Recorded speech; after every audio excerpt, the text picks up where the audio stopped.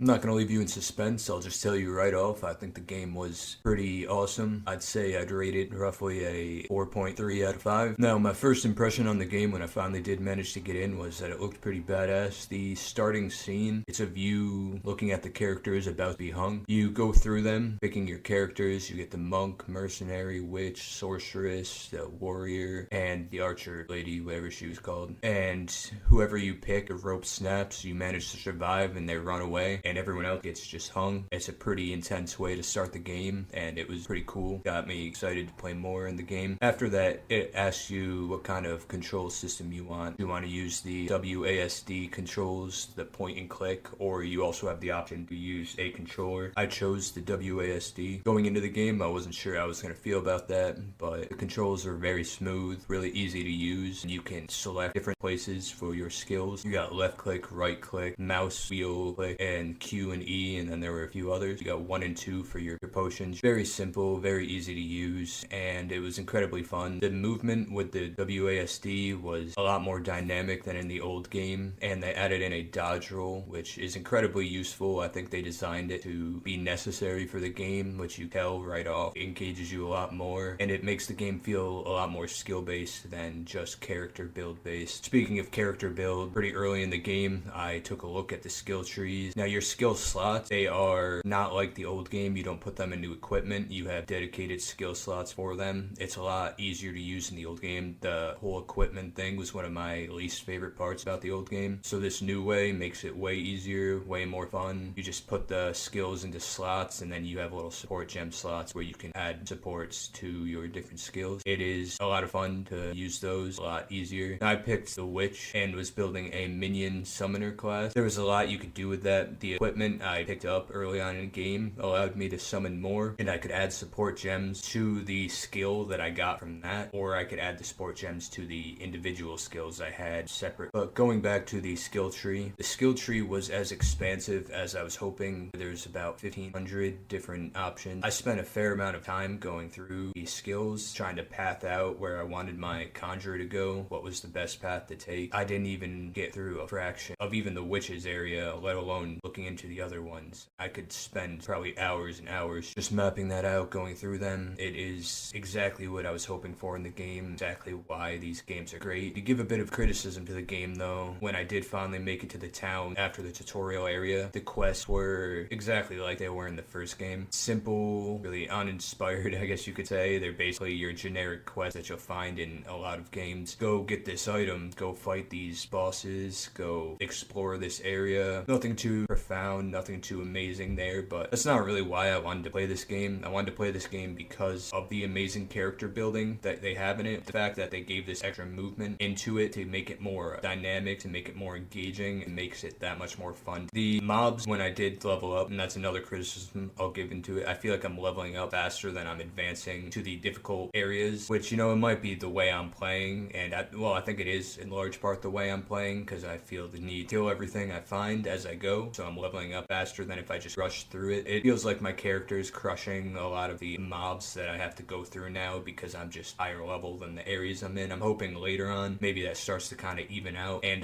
we'll get harder enemies and more of a challenge with the mobs. But I will say that when I did finally reach a boss, and I fought a couple now, those are actually a decent challenge. A couple of the area bosses weren't too tough, but some of the more main bosses, they were pretty strong, pretty challenging. And in this, because of the new movement style and all of that, it was a lot more engaging to fight this boss. As I said, this game is a lot of fun. I really enjoyed it. I would recommend it. This game is probably one of the best games that have come out recently, and I wouldn't be surprised if it's the best game of 2025. I'm excited to keep advancing in this game.